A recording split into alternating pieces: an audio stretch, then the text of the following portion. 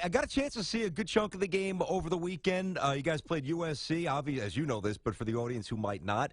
You guys trailed early in that game. You were down 24-10, got a little bolster from the defense, picked up a fumble, scored a touchdown. That was an interesting game, Coach, and provided you win that kind of a game, there's probably a lot to take out of that in terms of film session and to maybe pull some examples from there.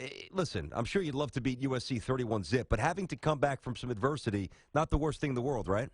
Exactly, and our team has done a great job of that all season long. We've had some situations that we've had to fight our way out of, and they've never flinched, and that's really a great quality to have in a football team, is a team that can handle adversity and just keep playing through bad situations and tough situations, and so far this season our guys have proven to be able to do that.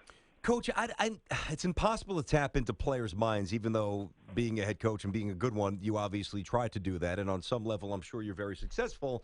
But you really never know what a kid's thinking. And, I look back when USC is truly USC. I wonder if your program and others, but just speaking for yours, looks at USC now and says, you know what? I don't care what their history is. I don't care what they've been. We expect to win this game. Let's go and smack these guys. And, some of the other programs haven't been able to say that forever. Do you get the sense that that's permeated your team? When you play them, you just flat out expect to win that game now?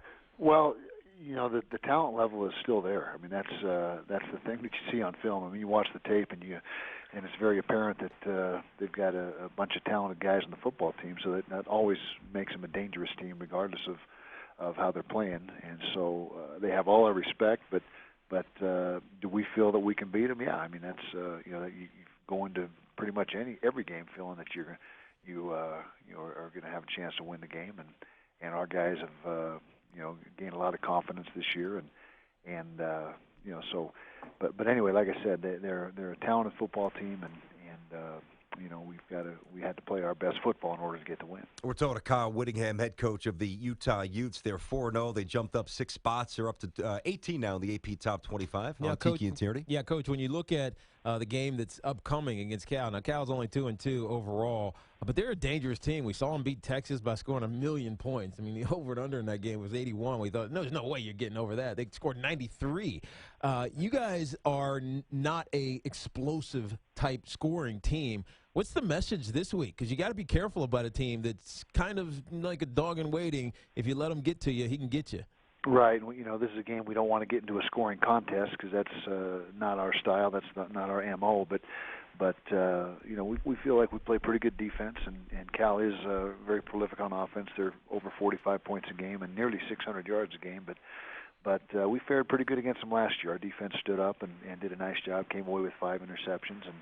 And so, we've got to be smart on offense, control the football, and make first downs, move the chains, and not turn it over. That's obviously going to be a key. And then defensively, we got to try to find a way to slow them down. But you're right. Right now, they're in high gear. Their quarterback is playing well. They're throwing for about 460 yards of those 600 yards, and so they've got a passing offense and attack that is really, really good right now. We're talking to Kyle Whittingham, head coach of Utah. He's been there for a long time, and he's done a really, really nice job. Bunch of bowls, bunch of wins, bunch of double-digit win seasons, and he's with us here on Tiki and Tierney. Coach, I know you got more important things to worry about than the ultimate, than the way the Pac-12 is perceived. Trust me, we get it.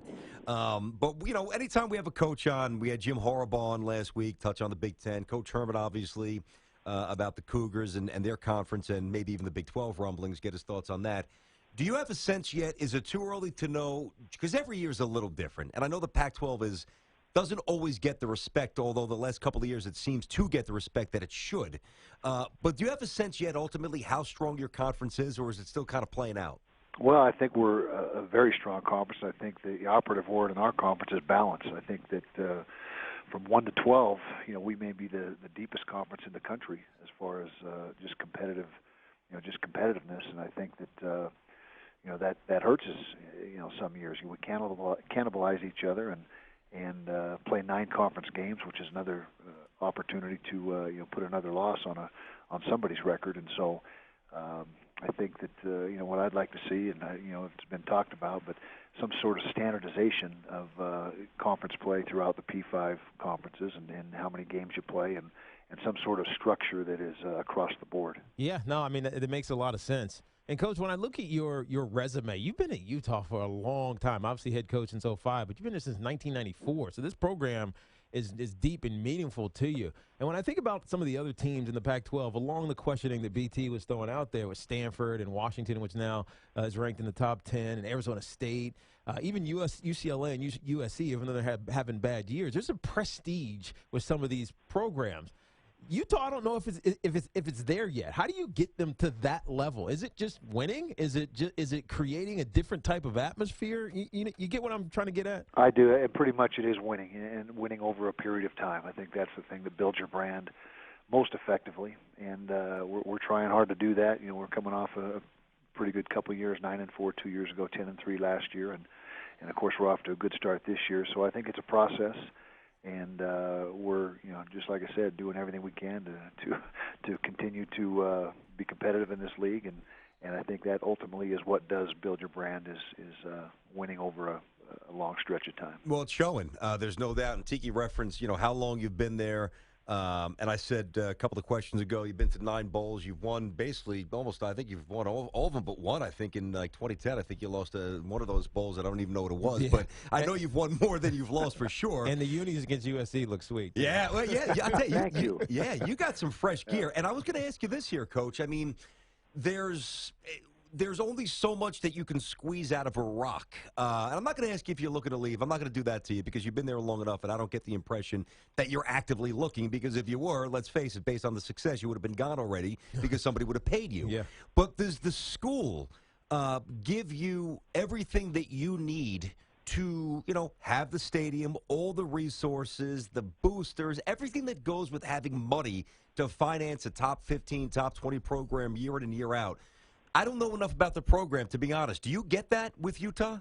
Well, I'll tell you one thing's for certain. Since we joined the Pac-12, we've made a ton of progress in that regard. We've had a new facility built that's as good as there is in the country. It's state-of-the-art. Our stadium is not the biggest stadium. We hold 46,000, but it's sold out every week, and I think we've sold out about 40-plus straight games now.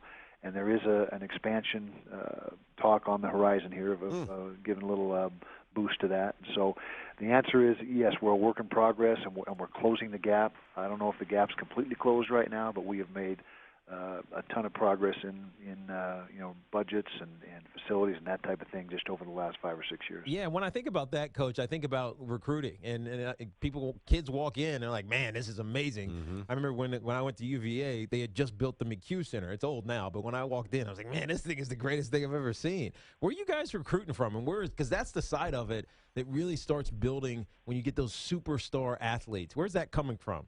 Well, you're exactly right. Division I football is all about recruiting, or at least 80% of it, and you got to have that wow factor in your facilities. So when the kids come on campus, they're impressed and understand that you're serious about what you're doing. And our recruiting footprint is primarily out west here. Although with Dennis Erickson on the staff, we've been able to make inroads out in Florida. But I'm going to tell you, 80 to 90% of our team is either in-state here in Utah, California, or Texas. Those are the 3 main areas that we've hit.